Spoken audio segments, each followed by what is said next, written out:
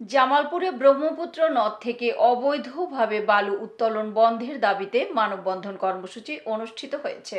জামালপুর থেকে আবুল কাশেমের পাঠানো তথ্য ও ভিডিও চিত্রে বিস্তারিত। আমরা এখানে মানববন্ধন করিতেছি আমাদের অবৈধ বালু ডেজার দিয়ে তোলার জন্য। আমাদের কিছু কবরস্থান, আমাদের বসতভিটা এবং আমাদের খেতি কৃষি আবাদি জমি এগুলো নষ্ট হয়ে যাচ্ছে। আমরা গরিব দুঃখী মানুষ, আমাদের বাড়িঘর ভেঙে গেলে আমরা কোথায় যে আশ্রয় পাবো? তার জন্য আমরা জামালপুরের ইউনিসেফ, ডিসি, আমরা সব জায়গায় কমপ্লেন জানিয়েছি। আমরা চাই যেন অবৈধ ডেজারে বালু তোলার জন্য এখানে যেন কোনো বালু না তুলতে পারে, তার জন্য আমরা সবাই মিলে ঐক্যবদ্ধ হয়ে প্রতিবাদ জানাচ্ছি।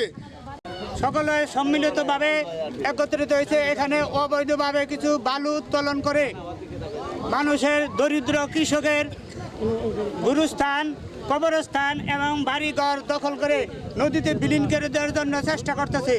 সেই জন্য আমরা সবাই সম্মিলিতভাবে আমরা প্রতিবাদ জানাচ্ছি, সরকারের কাছে প্রার্থনা করতেছি যেন এগুলো অবিলম্বে বন্ধ করার জন্য পদক্ষেপ নেয়। এই জন্য আমরা সরকারের কাছে আমাদের প্রার্থনা। জামালপুরে ব্রহ্মপুত্র নদ থেকে অবৈধভাবে বালু উত্তোলন বন্ধের দাবিতে মানববন্ধন কর্মসূচি অনুষ্ঠিত হয়েছে। সকালে উপজেলা ইটাইল ইউনিয়নের মির্জাপুরে এলাকাবাসীর ব্যানারে এই মানববন্ধনের আয়োজন করা হয়। এতে অংশ নেয় ব্রহ্মপুত্র নদ ভাঙন কবলিত 2 শতাধিক মানুষ। মানববন্ধনে বক্তারা বলেন, ব্রহ্মপুত্র নদের পাড়ে বসবাস করা এই জনপদ কৃষি নির্ভর।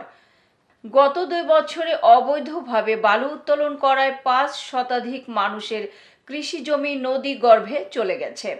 পাশাপাশি 3 কিলোমিটার জুড়ে ভাঙন দেখা দিয়েছে। এখন হুমকিতে রয়েছে ইটাইল থেকে নরন্দী আঞ্চলিক সড়ক। এসব নিয়ে বিভিন্ন সময় প্রশাসনের কাছে গেলেও কোনো সুরাহা পায়নি তারা। এই অবৈধ বালু উত্তোলন বন্ধ না করা হলে আগামীতে আরও বড় আন্দোলনের হুঁশিয়ারি দেন তারা।